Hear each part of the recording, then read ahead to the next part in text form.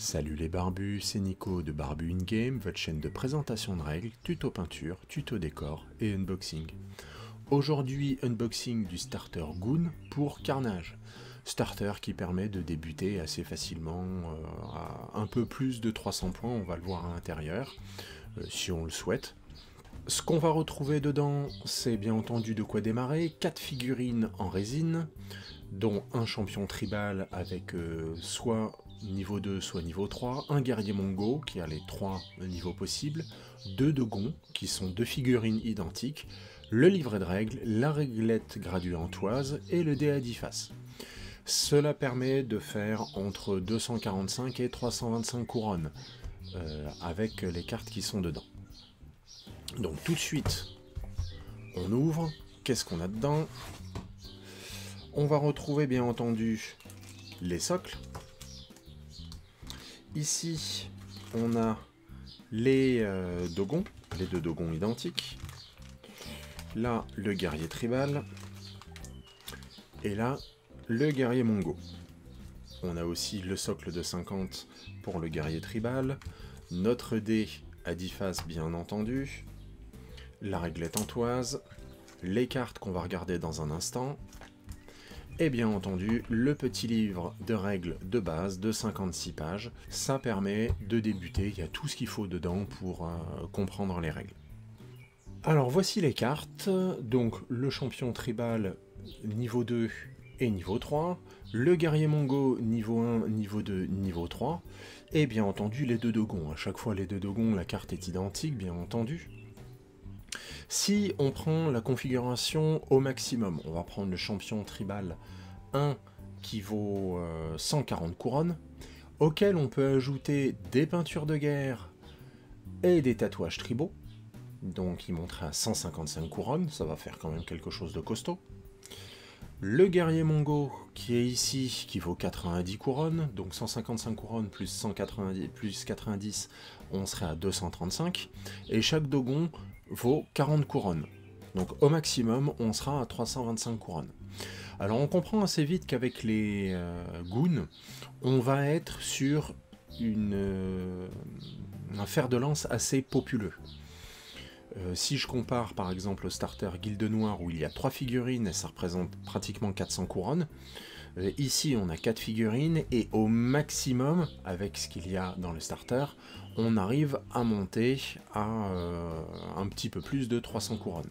Si on prend la configuration minimale, à savoir le champion tribal 1, 120 couronnes, le guerrier mongo et 2 dogons, donc on sera à 120 plus 125, on sera à 245 couronnes. Voilà ce qu'on peut dire au niveau des cartes, il n'y a rien de particulier, vous pouvez voir les différentes règles. Donc quelques options pour le champion tribal de niveau 3, sachant qu'au niveau 2 justement il a aussi comme option les peintures de guerre. Rien de bien particulier, on se rend compte quand même que les dogons c'est pas très solide. Ce que j'aime bien chez les dogons, c'est la règle que pour leur témérité, qui est ici, l'instinct grégaire fait que la témérité des dogons est égale au nombre de dogons en jeu. Donc plus vous avez de dogons, plus vous aurez en témérité avec vos dogons. Il y a 4 socles dans le starter Goon, et à ma grande surprise, ils étaient texturés en pierre, un petit peu comme si c'était en pleine ville, à King Karn par exemple. Personnellement, je vais rajouter du flocage dessus, parce que pour moi les Goons ils viennent de la campagne. Si vous avez un autre starter, si vous avez d'autres figurines, vous pourrez intervertir avec une autre faction, ou sinon partir sur ce type de socle-là et rajouter de la texture, ça n'est pas bien compliqué non plus. Donc voilà, 3 socles de 40, un socle de 50 pour le champion tribal. Maintenant, on va pouvoir regarder les figurines proprement dites. Alors, dans les figurines, je n'ai sorti qu'un seul dogon, parce que c'est les deux mêmes, et justement on va en reparler un tout petit peu, parce qu'on va regarder comment on peut modifier le deuxième dogon, parce que personnellement je n'aime pas avoir 2 fois exactement la même figurine. Donc, le dogon qui est ici, on est vraiment sur une très belle sculpture encore. J'aime beaucoup le pantalon qui fait un peu, comment dire, pantalon en peau d'amérindien, Ce qui est un peu le thème. Hein. On va les retrouver avec des plumes, des éléments de ce type-là. On voit un petit peu ici le plan de joint du moule. Bon, c'est pas bien compliqué à retravailler. Hein. Il suffit d'avoir simplement un couteau de modélisme. Et c'est assez vite fait. Je l'ai fait sur d'autres figurines. C'est une résine qui est assez tendre. Bon, qui reste assez dur. Hein. Si je force un petit peu comme ça, on voit que ça bouge un tout petit peu, mais disons qu'à retravailler, ce n'est pas non plus le plus compliqué, ça se ponce sans trop de difficultés. On est vraiment sur du détail. J'aime beaucoup le dogon qui manie sa houe, ici. Alors, on va pouvoir constater justement que la houe, ici, elle est légèrement tordue. Ça, pour rappel, c'est vraiment pas grand-chose. Vous le mettez 20 secondes dans l'eau chaude, vous le redressez, et puis voilà. Eau chaude, eau bouillante, vous mettez ça, vous utilisez de l'eau directement de la bouilloire. Mais justement, on va pouvoir avoir notre dogon. Donc, la pose du dogon, il va regarder la tête, ira ici et va regarder dans cette direction-là, dans la direction dans laquelle il tient la houe. On peut justement, comme je vous disais à l'instant, pour redresser, utiliser de l'eau chaude ou un sèche-cheveux. Je sais que chez TGCM, ils aiment bien utiliser le sèche-cheveux pour ramollir la résine. Ça va me permettre, je l'espère, de réorienter légèrement la tête. Ici, je voudrais qu'elle regarde un peu plus de l'autre côté pour qu'au final, mon dogon il puisse regarder par là, à peu près. Et je vais pouvoir aussi modifier la position des bras pour avoir une autre pose pour mon deuxième dogon. Je vous ai dit, j'aime pas avoir deux fois exactement la même figurine, mais on va pouvoir utiliser cette propriété qui consiste à chauffer la résine pour déplacer légèrement certaines parties de la figurine. Ça, a priori, ça se fait plutôt bien, et on pourra toujours boucher les interstices avec du green stuff. La pièce centrale, ça reste quand même le guerrier tribal, un sacré gros morceau. On voit quand même qu'il est un peu plus costaud que le dogon. Hein. Il y a vraiment des sacrés détails hein, ici. J'avais déjà vu des petites bulles sur certains moulages chez TGCM. Ici, si, voilà, j'en ai vu une. Juste là, une toute petite bulle, mais sinon, il n'y a pas grand chose à dire. Hein. Là, vous voyez la ligne de moulage, on la devine ici très légèrement, mais elle est quasiment inexistante. Là aussi on la devine un petit peu, on va la retrouver là, mais pareil, ça va se retravailler un petit peu sans trop de difficultés. Je vous parlais du thème un petit peu amérindien, on va retrouver des plumes ici, sur ses bras qui tiennent les lances. Pareil, il faudra un petit peu redresser les lances, je vous dis, c'est l'affaire de quelques secondes dans de l'eau chaude. Et lui, il a le droit d'avoir sa queue séparée, qu'on pourra recoller ensuite ici. Ça, c'est pour le champion tribal.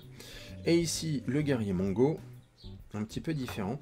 J'aime bien les différences de style, différences au niveau des pagnes, au niveau des vêtements qu'il porte sur les jambes. Son espèce de carquois qui est ici, qui tient des je sais pas quoi en fait. Ça doit être très certainement marqué sur les cartes. Le guerrier mongo, si je regarde. Alors voilà, c'est marqué dessus, c'est des cookies. Ici, allonge 1, qu'on peut justement utiliser en arme de jet. Ah, il a une bonne tête de vénérable. D'ailleurs, je me demande dans quelle mesure on pourrait intervertir la tête avec un dogon. Alors là, le cou est un petit peu plus court. Faudrait sans doute travailler un peu au green stuff. Parce que là, si je le mets directement à ce niveau-là... Ouais, non. Si j'essaye de mettre la tête du guerrier mongo sur le dogon, ben, honnêtement, il manque des morceaux. Hein. Faudrait rajouter avec du green stuff. Mais c'est des interversions qu'on peut faire assez facilement. Là justement on voit bien la base du cou, alors bien entendu il faudra éliminer les éléments de moulage ici. Oh là là. Je sais pas si on voit ici mais la finesse des petits détails là sur la cordelette ici. Alors là, on voit pas bien à la caméra, mais il y a des tas de petits détails. Justement, on voit bien que c'est des petites cordelettes. Vraiment, c'est très finement sculpté. À nouveau, ça va être un régal à peindre. Je ne pensais pas tomber amoureux des gnous, mais en fait, si. Là, ils sont vraiment chouettes. Alors, je vais essayer de voir ce que je peux faire pour le deuxième dogon, et on se retrouve juste après. Alors, et voilà les deux dogons, dont un des deux qui a été converti. Vous pouvez voir tout de suite, ça fait quand même une différence non négligeable. Bien entendu, c'est la même figurine exactement à la base, et il est prévu qu'elle ait cette pose là. C'est-à-dire là où légèrement relevé, on voit que c'est encore un petit peu tordu, je ne l'ai pas encore plongé dans l'eau chaude, mais ça peut se faire après assemblage. On voit encore aussi l'interstice à ce niveau-là, au niveau du cou, au niveau des mains un petit peu aussi. Bon, tout ça, ça va se compléter avec un tout petit peu de mastic. Rien de bien compliqué. Mais ça, c'est la pose prévue au départ. Moi, ce que j'ai voulu faire, justement, c'est lui donner une pose totalement différente pour qu'on ait l'impression que c'est deux dogons vraiment différents. La première chose que j'ai faite, c'est que la tête qui est ici, je l'ai plongée dans l'eau chaude au sortant de la bouilloire. Alors personnellement, je préfère la technique de l'eau chaude, eau à 100 degrés, parce que on maîtrise la température. Je sais que quand je plonge de cette résine-là dans de l'eau à 100 degrés, je peux le laisser pendant 1 minute, ça va pas totalement fondre non plus. Il n'y a pas d'inquiétude à avoir de ce côté-là. Donc ce que j'ai fait, c'est que j'ai plongé la tête dans l'eau et je l'ai tordu. Je l'ai tordu, c'est-à-dire que j'ai tenu d'un côté et de l'autre côté, j'ai tordu légèrement de sorte à ce qu'il regarde un petit peu par là. Ce n'était pas suffisant, j'ai donc dû retailler un petit peu la base. Vous pouvez voir qu'il y a un bel interstice ici, mais rien qu'un peu de green stuff ne puisse combler. Et globalement, c'est la seule chose que j'ai faite au niveau de la tête. J'ai un petit peu retaillé de ce côté-là, un petit peu retaillé ici, retaillé la base pour lui donner cette orientation-là. Il faudra que je complète avec du green stuff ou avec une autre pâte équivalente. Ça devrait aller. Pour les bras, vous pouvez voir que j'ai modifié la pose. Pour le bras droit, je l'ai légèrement remonté, je l'ai plus plié. Le bras gauche, j'ai fait exactement l'inverse, je l'ai déplié pour modifier justement l'orientation de la houe. Au niveau de la houe, justement, j'ai dû la tordre un petit peu, parce que sinon, la main qui était ici ne permettait pas de s'ajuster avec le bras, elle était mal orientée. Donc j'ai dû un peu plonger la houe dans l'eau chaude, la tordre légèrement, la spiraler, de sorte à ce que ça vienne bien se jointer ici. Alors on peut voir qu'il faudrait encore réajuster un tout petit peu, ça va pas être grand chose, le plus gros du travail va être ici, mais même à ce niveau-là, vous pouvez voir que le travail est finalement très simple. C'est notamment ce que j'apprécie avec ce type de figurine en résine, c'est qu'avec un peu d'eau chaude finalement, on peut donner une dynamique assez différente. Si je fais regarder mes deux dogons dans la même direction, et ben on se rend compte que en fait c'est pas tout à fait les mêmes. Mais ça fait pas du tout le même rendu. Si je mets le corps dans la même orientation, là on a les deux corps qui ont la même orientation, et ben on voit aussi que ça ne fait pas du tout le même rendu. Voilà comment, avec une petite astuce simple, moi ça m'a pris quoi, un quart d'heure, 20 minutes de faire ça.